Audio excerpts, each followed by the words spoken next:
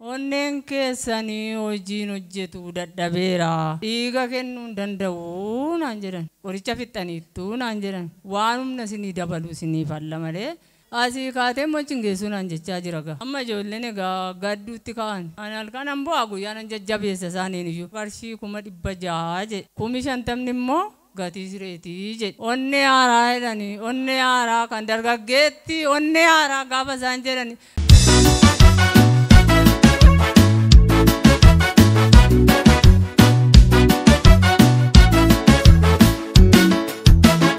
Tole armeen koo maqaan keessan eenyudha? Eessarraa dhuftan? Alamiituu Dheeressaatii Wallagga Lixaa Aanaa Gimbii. Waaqayyo gooftaan maccaa maal isiniif godhee maal dhugaa baatu? Waaqayyo waan guddaa naa godhe naaf. Isuma addana na dhaabee nama galataa na godhe kanayyuu Waaqayyoon utuu naa galateeffatanii nan jaalladhan. Kan na dhukkube onnee kooti. Onneen kun yeroo dheeraa na dhukkube. Dhukkuba isaanii abaluu isaan barree manuma qorichaarran deemaa ture. Inni na miidhaaruma jira. Amma ogeessa ciccimaatti gaafan darbu onneen keessanii hojiin hojjetu dadhabeera. Dhiiga kennuu danda'u naan jedhan. Naan qorichan barbaadu maalammoo yerootti illee naan qorichan barbaadu onnee keessanii haareffachuudhuma qabdu. Waan humna isinii dabalu isinii goonaa naan jedhan. Ijoolleen mangaafa dagaan akka jedhan maali asuma keessa waaqashu fakkaataa jedhan. Naan qophaa'ee man dhufaan jedhan. Gatii isaa himanii ishii jennee immoo gallaga. Qarshiin tokko qarshii 600 jedhe. Inni kaffaltiidhuma isa kana hojjetudha. 50 immoo gatii sireetii jedhe. Egaa isa kaan immoo akkumatti bira ga'uuree waa babaasuun jira. Egaa isa nutti nimne egaa yeroo baasan ijoolluma baasaa. Innis fagoodhuma jedhama egaa. Naan dabarree immoo iddoon tokko immoo na fooyyessaa qoricha naa kennaa jedheen naqe. Inni immoo nama rammaree maal jedhee horiin baadhuma deemaa. Onneen keessanii hojii dhaabuudhaaf jedhaa dhiiga kennaa hin jiru dadhabeeraa jedhan. Kanaafiyyuu yaalamaa malee waan isinii fallu. Waan humna isinii dabalu isinii falla malee onnee keessanii qorichan argattanii qoricha fixxaniittu naan jedhan. Naan ishii nan mari'adheeruman deebi'a kaa'iin jedheen gaariin isaa qophee barbaada. Akkuma tan harkaa babaa egaa tuman baba'uu nama 5 guutan. Maali Waaqayyoon tuman deemuu yoo asii kaatee mochiin geessu naan jechaa jira gaa. Tokkittiin tochootu inni asii rukutu namni na bira jiru dhagaa. Sagalee isaa dhagaa akkuma dhaga'u kana dhaga'u deema yaada gaanii namni asii fuudhee miila asiin fuudhu. Waan nyaaddee garaan guuttadde waan an nyaachisu. Akka manni hojii amma dhagaa hojjetu iyyuu ani isuma irratti hin bare malee durii lafa inni jiru iyyuu hin beeku. Amma keessanii inni hojii isaa hojjetee anaan ijaajjitti na fixaa jira. Maariyaa Waaqayyoo taman godha kana fala isaan qabdu ati fala naaf adii gidduu naa gadi Waaqayyoon jedhee. Amma ijoolleen egaa gadduutti ka'an. Ani halkan an bu'aa guyyaan an jajjabeessa isaaniin iyyuu. Maal kun Waaqayyoo badaadhaayi. Namatti immoo naan jedhe. Nama tokkotti naan dubbatinaa Waaqayyo na fayyisa. Silumayyuu anaan fayyita malee dhukkuba kanaa ogeessaan hin fayyituu naan jechaa ture. Amma egaa utuman deemuun anatu balleesse yaa Waaqayyo sila unatu balleesse. Isumati jettettan deebi'a gaa ammaa isa harka keetiittan deebi'a nasi fayyisa naan jette erga ta'ee dheeni. Isa sanarraa yaada kaaseen ijoolleedhaan amma kanatti miti waan isaa maali fooyyeen qabaan jedhe. Amma utuman jedhuun chaanaalii kanan taa'ee man ilaala.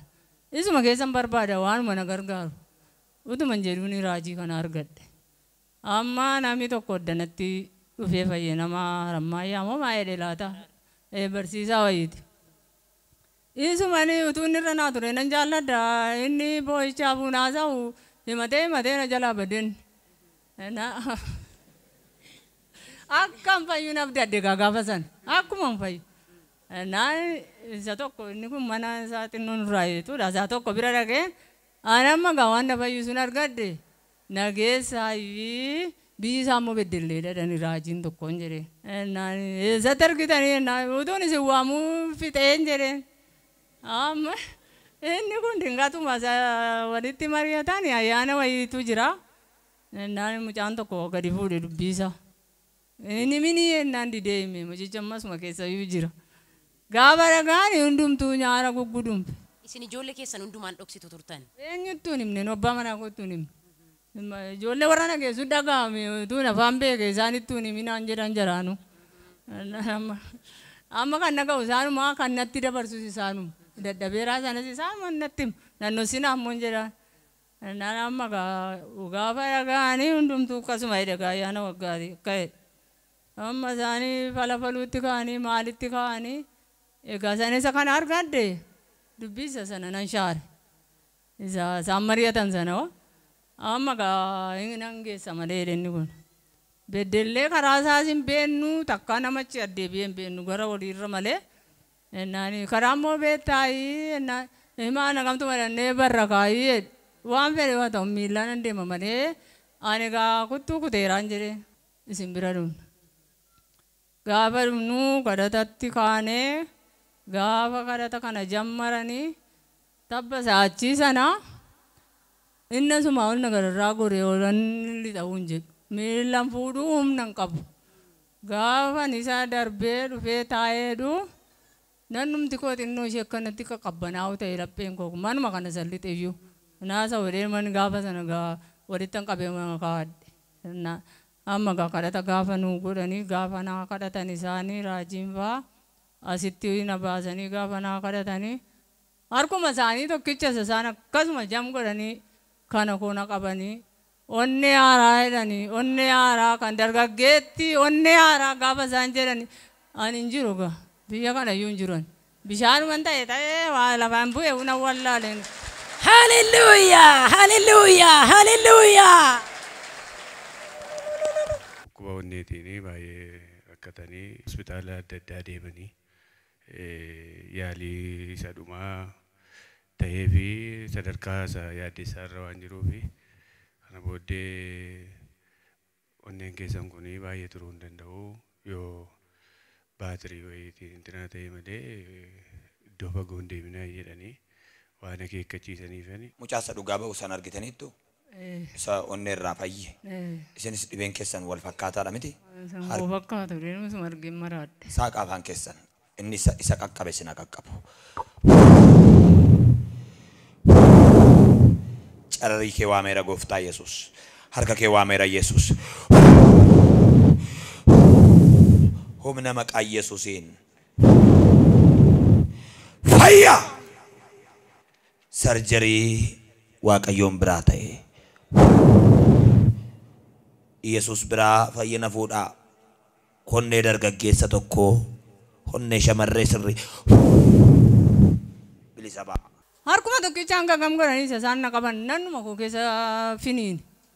Ani gaafuma sananii waaqayyoon egaa galateeffadhee amma san naqee taa'ee isaan egaa bilisaa dhuga baatii deebitaa jedhan. Yaa waaqayyo na fayyisiiruma mana kanatti na deebisii. Anjara kana birooma baafadha malee hin jedhe gaafa sana kaa. Isuma kadhataatu hin ta'inu. Bakka inni nannee gaanni kun immoo wanni ta'ee dhufee inni immoo waa'ee dhukkuba kootiyyuu isatu zaraazare malee. Ansana kana iyyuu jedhee isaanitti iyyuu ni manne malee. Onneema sana dhukkubuu kan deema baay'attan beeka.